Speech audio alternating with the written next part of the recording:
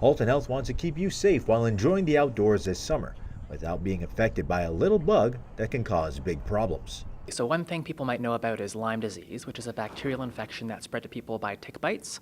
Sometimes people might go out for a hike or other outdoor activities, and being bitten by a tick can pass that bacteria on.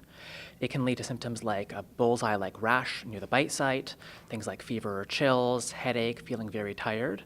And while it is treatable, it can also lead to other symptoms if not treated. Over the last few years, Lyme disease has been a growing concern across the nation.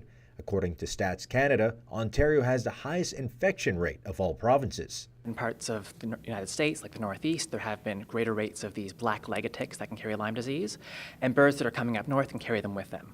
Secondly, we know that because of the warming climate, there have been populations of ticks that are able to sustain themselves locally in Ontario, where previously that wasn't the case.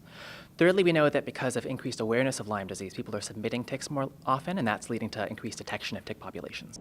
But Halton Health doesn't want you to not enjoy the outdoors, so the best strategy to defend yourself from ticks is prevention. Key things are, before going out, applying insect repellent containing DEET or Ricardin, making sure you're covering up exposed areas of skin, doing things like tucking your pants into your shoes, wearing long sleeves, etc. Light-colored clothing also helps. While you're out there hiking, if you are, stay on the center of the trail and away from brushy areas because that limits your exposure to ticks. Once you return from your hike or bike, look over yourself or have someone else look over you to make sure no ticks are attached, because if they can be removed early, that's a great thing to do to protect yourself. If you happen to notice a tick attached to your skin or even on your pet, don't try to burn it off or smother it with any liquids, as those methods can make the infection enter your bloodstream faster. You can take a pair of tweezers or something that's got a similar end to it, carefully remove it with a gentle motion outward, then put it in a container that you seal up and submit to us for identification. After removing the tick, you can wash the area with soap and water.